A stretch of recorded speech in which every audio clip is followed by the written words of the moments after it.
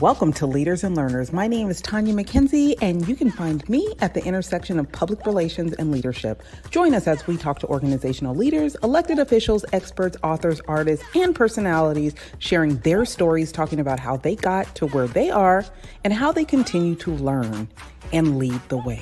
So without further ado, let's get into it. Yay! Hello. Hey! Welcome to another edition of Leaders and Learners podcast, where we all know that the best leaders are lifetime learners. And I have someone that's going to help y'all learn a little bit about the industry today and some of the cool stuff that she has done. But first, I want you, Miss Nicki, to talk about something that has impacted your life recently. Like, tell the people a story about something that has recently impacted your life. It was an aha moment, or you just can't seem to get it off your mind. Let them know. I think the thing that impacted my life the most recently was I'm in the middle of post-production for my film. And which means I'm editing the film, I'm finishing it up. And right when I was just about finished with the film, I found a lump in my breast. And I was diagnosed. So this was January, I think, of 23. So I was diagnosed with early stages, stage 1 breast cancer. And I'm in the middle of trying to finish my film. My daughter was in her senior year of high school, and it was like, this is not happening. And it was such a, your whole world just shifts. And I mean, luckily, it was early stages and they could fight it. But anytime you get that kind of a diagnosis, it just shifted everything. And the funny thing about it was, I remember thinking I was just so grateful that I had taken a chance on myself and made my film. And that I was in the process of making my film, because this was a big dream for me. And I don't know. And the cancer diagnosis just kind of made me more, not, I don't want to say more committed, but just more clear that I was in my path doing the right thing. And it made me more dedicated to finishing the film, because at that point I was still trying to get money for the film. Hey guys, joining me on TikTok. I was trying to get money for the film to finish it. I wasn't sure if it was going to be able to get released, but it made me much more dedicated to completing the journey, because it just, time is precious. Tomorrow is not promised. And I just knew I was in the right place. And that was a real confirmation, you know. And I don't know if that was like, that was it's a strange thing that happened with that kind of diagnosis. Also, it made me really appreciate that I could go see my son play soccer. And just how lucky I was to have the life that I had. That is the art of being a storyteller. Like, you know how to step into a situation and capture attention and hearts. And I have to tell you, I was talking to who was it, Sean Kanan yesterday from The Karate Kid. I told him you were going to be on the show, and we were talking about some of the difficulties and the challenges people that have had an incredibly long career have had to endure. And still, he's a coach, but we were talking about really finding the positive in every situation. And every time I hear you talk, there's always a positive angle to everything. Like, how did you become that person? Because we all know the doom and gloomers. Like, we do. Yeah. How did I, it's funny. How did I become positive? That's a funny thing you say, because I feel like I have just as much fear and insecure as like the next person, or maybe more. I think it takes so much faith to be an artist. Even when I first moved to Los Angeles, the moving to Los Angeles took so much faith. Telling my parents that this is what I'm going to do is like, it's literally like jumping off a cliff. So it takes so much faith to even get started. And there's so much, and I think as an artist, because you're dealing with humanity and human stories, it's I don't know, I think I really try to stay in touch with my humanity and the goodness of humanity. And so that's why I'm always, I think, looking for the good parts, the best sides. And I think that's where some of the positivity comes from. And I don't think there's really any other way to endure the marathon that is an artistic career without some level of positivity, because otherwise you just got drugs and alcohol to get through the ups and the downs. For me, it's been my spirituality, it's been my faith that gets me through the ups and downs, knowing that this is what I was put on this earth here to do. For as long as I get to be able to do it, let's go do it, you know. But you're in an industry that actually tends to overconsume when things get bad, and sometimes when things are good. So Yeah. how have you been able to keep that at bay? Like, Who you says are I'm at submerged bay? in. Uh oh, uh oh. Yeah, that's the thing. Like, no, I mean, I have, like everyone, overeat. I'm working on that one. Um, I'm working on it. No, honestly, I have watched, okay, a couple of things. One, usually my art is how I work out a lot of things, being in a play, tackling a writing piece. It usually is where I work out a lot of my angst, you know. But then, and my drama always came when the play ended, when the show ended, because now you have all this time on your hands, because before you just sort of bury yourself in your work and you're not paying attention to whatever's going on inside, right? But when the show ends, the it closes, or the series comes to an end, and you've got all this time on your hands, that's when those little, like, dark thoughts start to creep in, because basically you've just been sort of pushing it back by working so hard, which is required when you do have a gig. But one of the things that I had to really develop was a daily meditation practice. That has helped me the best. I love that. Now, listen, I'm going to show some images and I want you to Okay. take a look at them. And then I'm going to ask you about them because, you know, I love a good story, but the imagery that goes along with it Okay. is incredible. And I want you to talk to me about September 27th and what these images mean to you. September 27th is the release date. Summer of Violence is going to be in theaters, limited theaters. And these images just mean so much to me. Just being able to see the cast, the team that brought this film together, all the festivals, all the memories of taking this film on the road through the festival tour was just incredible. I mean, it was, and the fact that the film is going to actually make it to be in theaters in select cities September 27th is the biggest, wow. It's a dream come true. It's like beyond a dream come true, because it is challenging in these times. Like in 2024, these are challenging times. It's challenging for theaters. It's challenging for any film having a theatrical release, any film, big budget films and indie films. It's just like, it's very, very difficult. So I'm excited that some theaters are working with us and going to show our film, and that's going to be awesome. And I can't wait for people to experience it that way. It's going to be awesome. I am so excited for you, but even more so than that, I'm anxious to hear how you have gone from working on some of the most popular shows Yeah. and now having an independent film coming out in theaters. Like that, we've talked about it, but I want you to let the people understand what that looks like and why you would even go independent. Oh, oh, well, that's almost a no-brainer. I mean, it's wonderful to be in amazing shows, and I was blessed to be a part of shows like Lincoln Heights or The Shield. I mean, I have been in some of the best television shows in history. But being able to go independent and make the film, well, one, not everyone, what's the word? How do I put this? I wanted the freedom to be able to tell the story that I wanted to tell. I wanted to be able to see, more people who are underrepresented on the big screen. I wanted to be able to tell a story from a definitively female perspective. And sometimes those films don't get the love. I mean, it just bears out in the numbers. I mean, in terms of the number of women directors or women characters, speaking parts on film.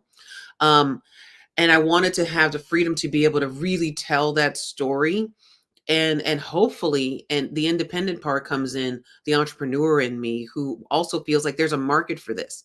And I just want to be able to get the word out about the film so people can buy a ticket and go see it, and we can show that there is a market for these stories. And that's part of, without being independent, you don't really get to push it all the way through. Now, yes, I would love to have millions of dollars to push the film. That would be amazing. But being able to push the film and show it and raise awareness for the film is huge, because stories about Black girls and their fathers, Black women finding their voice, which really is just women finding their voice, using art to heal from trauma, addressing gun violence in a way that's not glorifying gun violence. This is the way I want to do it, and you can't always do that in a commercial. Doing it independently just gives you the freedom to tell the story in the way that you want to tell it, and also to try to prove your entrepreneurial skills. Because at the end of the day, I think we should be owning as much of our content as we can, and being able to profit. I love that. Now, I ask because there's also people in music that will watch this, right? And they Mm, think, well, if I don't get picked up by a big label, right. then where's my career? So, talk them through, it's not the end of the world. This is No. how you pivot. The great part about what's happening right now, and my daughter's actually a musician, and so we're about to dabble into that world of labels and all of that good stuff. But the fact that you can go on TikTok and Instagram and social media and put your art out there and present it to people is amazing. And it's sort of the same way right now with, even with films, because the type of distribution we're doing could not have been done 5 years ago. It just couldn't have. We're able to get it out there because the theatrical market is so fractured and broken and disrupted because of streaming. So that's allowed a little film like Summer of Violence to make its way into theaters. And so we have to look at there are opportunities everywhere. And ultimately, you got a phone and a light, and then you can have a career. Just go. And especially as a musician, I'm telling my daughter all the time, set up that corner, get you some cute piddles from Tuesday morning, knock it out. Just, there's nothing stopping you. It's all in your mind. Honestly, it's all in the mind. You have all the tools you need. I think one of my friends' artists just went viral on TikTok, and now labels are floating 7-figure deals. Mm. So Ooh. all the tools are in front of you. All the tools are in front of you, and this is any artist. And that's exciting. That's exciting. I'm not saying it's easy, but it's there. Would you also say the same about, let's say, journalists and writers? If they can't find a publication to actually employ them, would it be great advice to say, find independent platforms to put your writing out there and I watch it blossom? and that's a funny thing, because I subscribe to an author on Substack.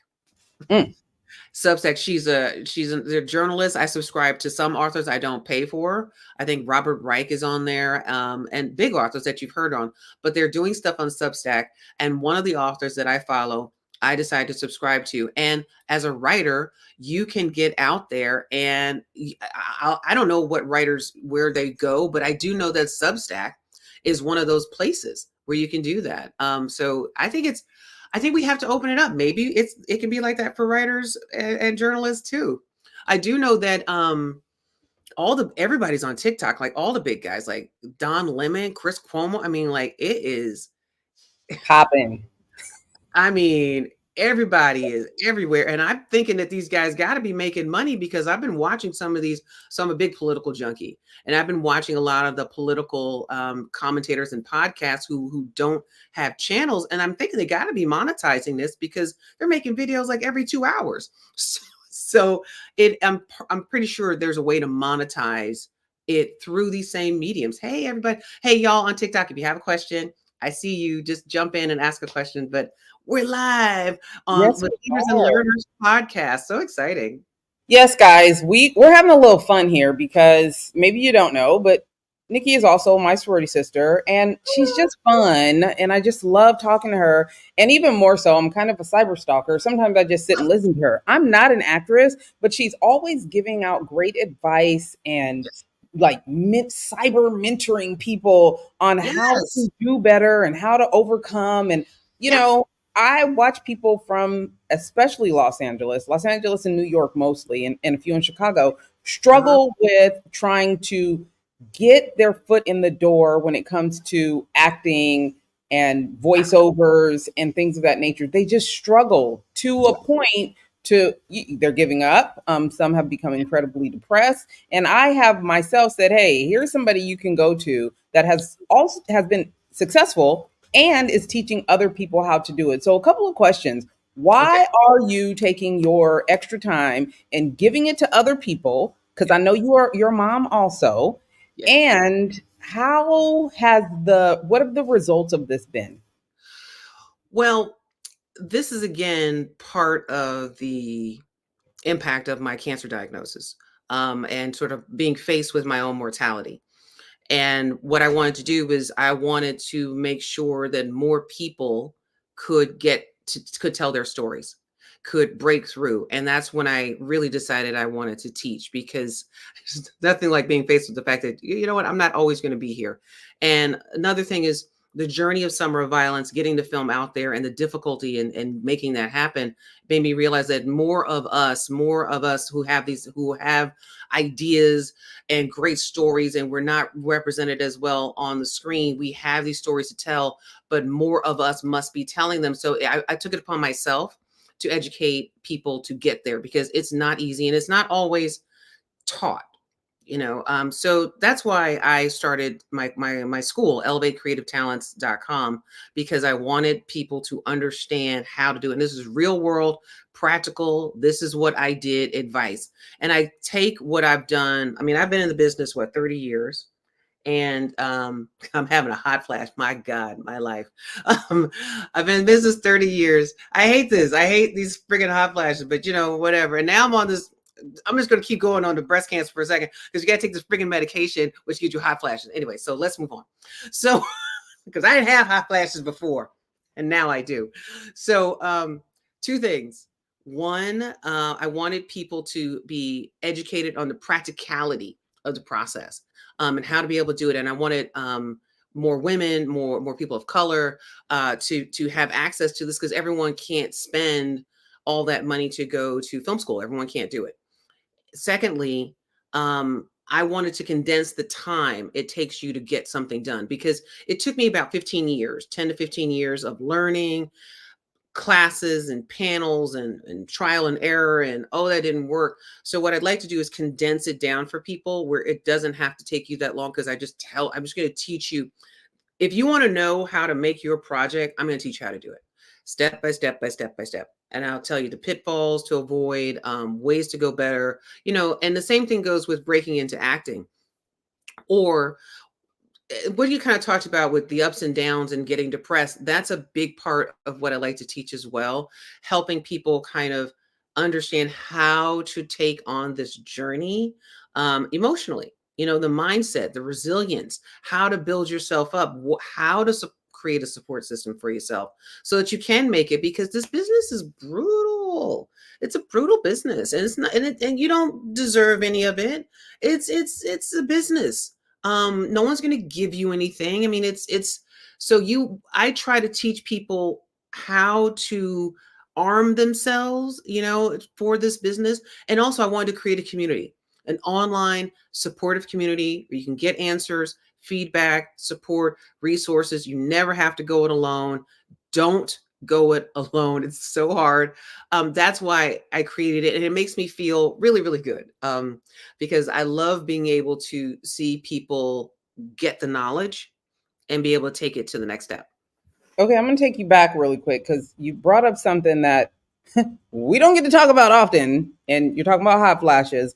But I love right now in this moment that Halle Berry, amongst others, are really having this conversation about menopause and perimenopause. It is a Yeah. conversation that was never had with us. Oh my And God, I she know. is taking it to a serious political level. Now that you tell me that you have been, being a little political savant, what are your thoughts about what is going on with women right now? How we're being seen, perceived, protected, elevated. degraded. What is your thoughts on womanhood in politics and women's issues? Well, there was nothing like overturning Roe versus Wade to wake Man, the F up, you come know, on. because the stories I've heard about women almost dying because they can't get the care they need is crazy. So I think women are feeling more empowered than ever. I mean, we've got Kamala there, leading the way. And I think we're just feeling more empowered than ever. Our voices are out there. I love the fact that it was the Win with Black Women call that kind of kicked off all these crazy Zoom calls. I mean, I think we're finding our voice. And I remember my personal thoughts when Joe Biden decided to drop out of the race. I think someone texted me, and all I could think of was, it better be effing Kamala, and let's go. That's all I could. I was like, let's just go. I don't care. I don't care if it's going to be hard for her to win. Let's go. And I got the text, like the Zoom with Black women. I was like, yeah, I'm on the call. What we got to do? Because I was like, we are not going back. And and the fact that it just took off like wildfire, I just love it. And it's a great, I mean, I was really afraid that we were about to be, Black women opened up to a lot of targeting and a lot of attacks because Yes. of, I was afraid of that. And it has turned out to be just fine. I mean, so far it has been really just fine and great. And we've been able to stand in our power, and all sorts of women. And I remember watching on TikTok, some women who were in the MAGA group kind of waking up, and these crying TikToks, just kind of realizing like what they've agreed to these years. And I'm just like, man, some people wait. It's the interesting times. These are interesting times. It's always something. Like there's always a trigger moment when people start to get involved in politics. And mine was 9/11. Like when we woke up after 9/11 happened, we thought it was a movie. Like me and my husband, we were just like, what you watching on TV? And then you're watching for a while and you're like, this actually isn't a movie. So yeah, and I didn't like not knowing what was going on. Like it felt like more people around me knew this was coming or weren't so surprised that something like this happened. And I was like, how can I be that disconnected in this country? And I was still a young adult, but I was Yeah. still like, I didn't, what? Were we beefing with who? And since then, I was like, that's never going to happen again. I'm never going to let it happen where I just have no clue about what's going on around me. So I feel like the Roe versus Wade overturning was a moment where it woke a lot of people up like, Yeah. wait, what? Well, I mean, not only that, taking away Roe versus Wade was crazy. I just can't believe it. I mean, you say Still, this I'm still got like, overturned, but honestly, the Republicans have been sowing the seeds to overturn it by the justices that they were allowing to get put on the Supreme Court for like a while. So it was a yeah, long time coming, but regardless, we're here now. And the fact that Project 2025 is out there, and that there's a whole blueprint of how to systematically remove more of your rights is it's honestly, it's pretty scary. It is pretty scary, the things that they're talking that they would like to do with Project 2025, and it goes beyond Trump. So I think we if ignorance at your own peril, yeah, because if we are not informed, they will use it against you. They will use it against you. They will disempower you, and all you will be is basically a serf, barely making enough money to eat, let alone like have a place to live. That's where. But so it's so important to be educated on the issues and know what's going on and participate. And I love that we're all doing that right now. That there's so much enthusiasm right now. I love that. I do too. I always say ignorance is not bliss, regardless of what you've heard. So speaking of Ignorance is well, I'm going to say something about that. Ignorance is actually expensive, which is why it's very expensive to be stupid, and to not be educated. And I don't mean educated in a formal way. Like even when you're taking on making a film or making a project or trying to get your stuff out there, it is expensive to not know what you're doing. I meet people all the time like, oh, your class, and I'm like, trust me, it's a fraction of the cost of the money you'll lose when you make mistakes. Ignorance is expensive. it is. It Anyhow. absolutely is. There's a lot you learn through your career, through your adulting. Adulting is ghetto. We have to, stay educated because there's so many mistakes to be made. Like people are growing up not understanding taxes and loans and just taking them out. I remember my Sans when her first she had a credit card and we rack up all this debt and she's been like, I've been paying every month. I don't know why the balance keeps going up. Like that is expensive not to understand how these things work. It is expensive. Exactly what you're saying. Absolutely. Ignorance is expensive. I mean, the good thing about credit card debt now is that they usually send you much bigger statements with really big, bold print of like what your interest rate is. And a lot of them will block out. If you only pay this much per month, it'll take you 450 years to pay it off. I mean, they usually tell But you. that you say that, but that is legislation. It wasn't I like know. that. I remember when it wasn't like that because I Right. had credit. I went to college and was sent credit cards in the mail. I was like, "Woo, let's go!" No clue what I Let's was getting go. into. But No that's why it's important for people to understand that there's politics in everything you do. There's absolutely. politics involved. So you choosing to not be involved or not be informed, at the end of the day, it will cost you. It will cost you. So It's help these expensive. people. What are the top 5 pieces of advice you can give people that are struggling in their acting career and can't seem Oh, to find their footing? okay. Top 5 pieces of advice I give for people struggling in their acting career. Number 1, you should be acting. You should be acting in class. You should be acting in a play. You should be acting in a short film. You should be acting. Always be acting. That's like number 1. Number 2, make sure all of your materials are up to date, like your headshots, your resumes, your demo reels. Like get that stuff up to date. Number 3, if it's not up to date, I would recommend like if your demo reels, let's say the characters that you played on your demo reel are not the characters you want to play. I'm a queen. I want to play the queen of what the F ever. Um, go make that. Go create that footage. Go get a camera and some friends, or hire a production full service production company, and go make that footage. Create the content you need that shows you that you're that character. Or I go one step further, honestly, and start thinking about even creating your own TV show, or creating a film for you to star in. That's what I would do. If I would say one thing, is maybe this is number 4, if I would start over and do it again, there was a time I was in my late 20s and I had the opportunity to do a sitcom that I had written.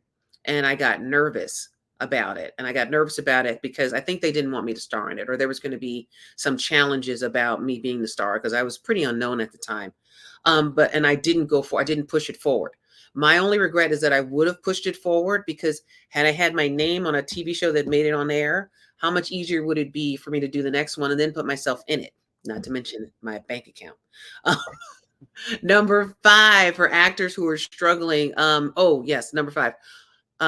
What's going on with your support system? Mm, Where are you? Where are you being supported? Who's supporting you? Really take inventory of where are you being fed creatively. I mean, like one of the things that I absolutely adore is community. I mean, that's why I created my own online community for people to be a part of. So there's Elevate Creative Talents you can join, but also if you're in town, like over at Array, they have community, they have screenings like monthly. Look for places that are doing something artistic. They're usually doing it monthly or quarterly. Go plug in. You should never, and oh, for God's sake, don't complain. Just don't. I Just love when you that. hear yourself complaining about what job you didn't get, or you hear your friend, just stop. Just stop, because it's a privilege to be able to be an artist. It's not a right. And I love that. enjoy the process. And don't complain, because it's just going to bring you down, and it's going to all don't do, you know what they say, like whatever you pay attention to grows. So Yep. pay attention to the joyful, that you get to act, you get to write, you get to make movies. Like there's a joy in this, because you could just be working a real day job, or even if you have a day job and you're acting on the side, the fact that you even recognize that you have a dream and you're following that passion is phenomenal, because not everyone ever really recognizes that. Some people don't know what their passion is, or maybe they don't have a passion. So be accept the fact that you're blessed and you're already boom here, but when you have to see it as a gift, and then your job is just to plug in the holes. And I would also say that if there's any sort of depression or anxiety, that's just a red flag that something isn't being addressed. Mm. So instead of worrying about the depression itself or the anxiety itself, it would be like I'd be on a mission to go, okay, well, what is it really? What's underneath? Is it that my support system isn't strong enough? Is it that I'm scared? Okay, well, what can I do to not be scared? So find those things to help alleviate some of the struggling in being a struggling artist. Nikki, I say some of this stuff to my kids as student athletes. I be like, act. You should always be the best version of yourself. You should always be what you imagine as an amazing student. You should always be the best student athlete and don't complain. Girl, you're giving Yes. out parenting advice at this point. Well, it's just life. These are what do they say? We learned everything in kindergarten. Mhm. These are life skills. I mean, a lot of it. I'm thinking about Serena Williams when I don't know who she heard this from, but the quote is, "The pressure is a privilege. I like Pressure is a that. privilege." I think it was Billie Jean King that told her because it's a lot of pressure to be on top. The pressure is a privilege. I like that. I love Yeah, it I actually. liked it too, which is why I remembered it Pressure is a privilege. I because think and listening to you even talk about okay the cancer diagnosis, talking about what it does for you to give back, the pressure being a privilege, you yeah. enjoy actually feeling those emotions. And I think there are people that are afraid of their emotions, that are Mm. scared of the feelings that they get from either the thrill or the defeat. Like, what is that? Well, I don't know. I mean, there are things, emotions can be scary. But what are we if we're not humans feeling emotion? Like that is the joy of life, whether it's love or conquering a challenge. That feeling that you get when you win, Well, if you're numb because you're afraid of the pain or the defeat, how will you be able to experience the joy or the victory that comes with that? but you're coming from a very healthy, balanced perspective Girl, no, on. I'm dysfunctional and toxic as all get out. This is like This toxic. is what I read. This isn't me. I read this shit. Toxic. I read this shit. I'm toxic as fuck. So, like, I'm learning, okay? I'm learning. I'm getting better. so kind of what you're saying is about why are people afraid of emotions, right? They don't know what to do with them. That's what I've I mean, actually come people up with. don't know what to do with them. People don't know what to do with overwhelming emotions a lot of times. People are afraid of overwhelming emotions. Well, most of us, what is it? 1 out of 4 of us are victims of trauma in our childhood, and it's Yeah. all unresolved. So you pick one of these emotions, and it might trigger some trauma from when you were, I don't know, 5 that you haven't dealt with, and you don't know how to deal with it. So it's all too much. It's just But all too much. I would even think in especially in entertainment, those being able to experience it allows for you to be a better actor or performer. I Because mean, if you yes, don't or know how to feel it, then how can you express it to the outside world? um well, I don't know. I mean, because there's different approaches to acting. I mean, there's method where you're channeling emotions. There's Okay, I'm a neophyte here, so you gotta yeah, so there are different techniques and approaches to okay. the work. So I mean, I wouldn't necessarily recommend like handle your trauma by acting. I would not recommend that. Honestly, actually, I would say no, don't do that. Um, you want to be healthy about your emotions. You want to be able to regulate, self-regulate your emotions. That way that you can use it as an instrument. You don't want because otherwise you're just if I'm taking on like I did the play Electra, who's like it was a very dark play. I can't remember the details, but I'm pretty sure she killed everyone in her family. And it was very dark and depressing. And maybe I killed myself by the end. I can't remember. But you can't live in that kind of space. So when you're doing a show like 8 days a week, you have to find a way, you have to be healthy in your own emotions so that you can jump in, jump out, jump in, jump out. You want to strive for healthy. So I've heard actors that have struggled getting out of character. If Yeah. there are people out there that have done that, what is your best advice to them? For me, well, there are two things I would say for in terms of getting out of character. Number one, trust that you can get back in. Because sometimes when people stay in character, is they're thinking, I can't get in and out. I won't be able to let this go and then build it back up. So I want to stay in character to hold on to it. That's one approach. And my suggestion would be to trust your talent that you can perform this character and let it go and come back to it. I remember when I worked with Casey on the film and we were doing a very, very difficult scene and really intense. And when the camera said action, she just gave it all, and it was phenomenal. And I was like, oh my God, watch out, Viola Davis, Casey Inez is coming. And I remember she kind of wanted to hold on to it for the next take. I was like, no, no, no, no, let it go. I was like, trust me, you're fucking talented. It's gonna be there. Like you have to trust it. You have to trust it. And she did and she did. She let it go and then came back. And we call action, boom, do it again. And you because you're gonna be doing a scene like that, it could be not in my movie, but other movies where they have like multiple cameras and multiple angles and all this other stuff. You could be doing it for 60 takes. You have to be able to come in and come out. So trust is the one thing. And then in terms of, I've had issues in the past where you've got a really heavy character and it's like, you feel like you've got this ghost following you, this darkness that you can't seem to quite shake. And the other thing I would say to that is, remember the character is not you. So whatever steps you took to get to that emotional place, take the steps back out, like literally walk yourself through why you're not this person, why this is not your life, even though you can identify with the pain of X, Y, and Z. This is not where you are. Let's do a case in point. Black women are always getting at my age are always crying over some dead child. So especially with all of the police shootings, like I think on Good Trouble, I played the mom of a 17-year-old kid who'd been shot in the back by the police. I think it's always hard as a mom or anyone to play, losing a child.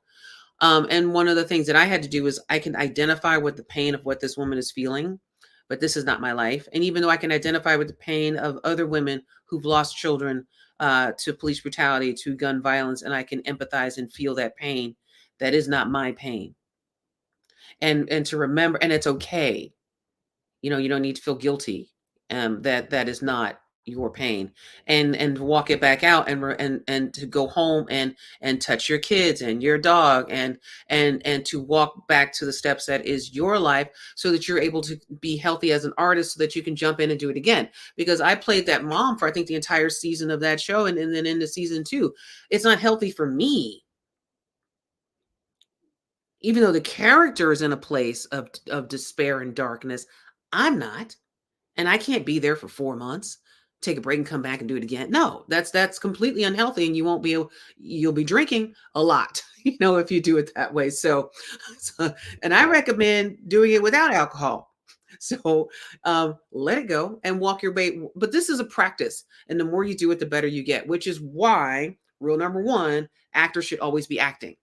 Always Always be be acting. acting. Are you Because also a coach? Are you an acting actress coach? oh, I'm totally a coach. You can go to elevatescreativetalents.com and book me for a coaching session. I love coaching actors. I love it. I love it. I love I it. love It's really that you fun. love it. Yeah. Give me, Miss Yes. Nikki, give me 3 words that you would never want associated or affiliated with you. Um,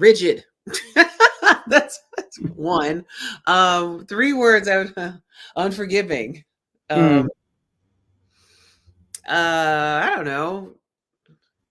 Rigid, unforgiving, mean. I don't want to be, although it's okay if I'm mean. I don't mind being mean, because mean is usually because I'm not necessarily mean. Just because you think I'm mean doesn't mean I'm actually mean. I could be trying to like push you.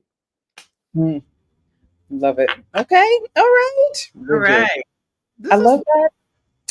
Okay, I know, I could talk to you forever. We might have to do another session after the movie comes out so we can talk about how that's we we have to do a session before the movie comes out. When movie tickets go on sale, let's do another one. okay. I think we should do that. And if you Yeah. want to bring on one of your actresses or actors, I Oh would my love to God, I talk to would them love to also. do that. Let me see who's available. I would love to do that.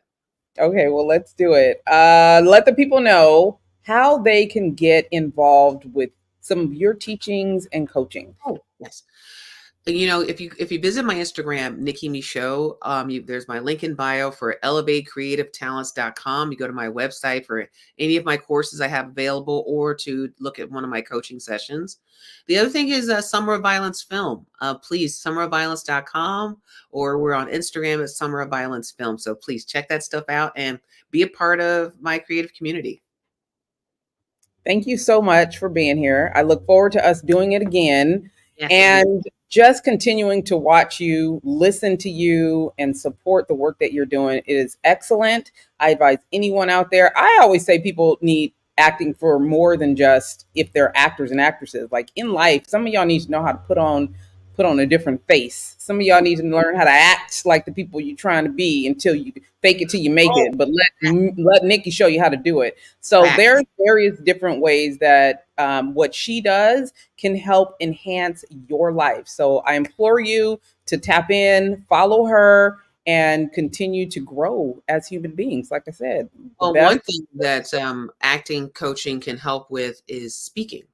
Oh yeah, absolutely, 100%. Yeah, if you got to speak, you know. 100%. So thank you again for being here. You guys, don't forget the best leaders are lifetime learners, and we'll continue bringing you amazing leaders in the industry. Thank you, Miss Nicki. Thank you. And thank you guys for joining me on TikTok. And remember, the best leaders are lifetime learners. I love that. That's a good one. All right. All right, Thank you. Bye. take it easy. Hey, thanks Bye. for showing up to the podcast where we all know that the best leaders are lifetime learners. When you get a sec, take a moment, leave a comment. What you think about today's episode? And share it with someone that you know could use the gems that were dropped today. Follow and subscribe. You don't want to miss who's coming up next. You never know who could show up here and what they could say. For your professional needs, marketing, PR, communications, and leadership, make sure you follow us on all social media platforms at Sand and Shores, or hit us up at sandandshores.com. Again, thanks so much for showing up. We appreciate you, and we'll see you soon.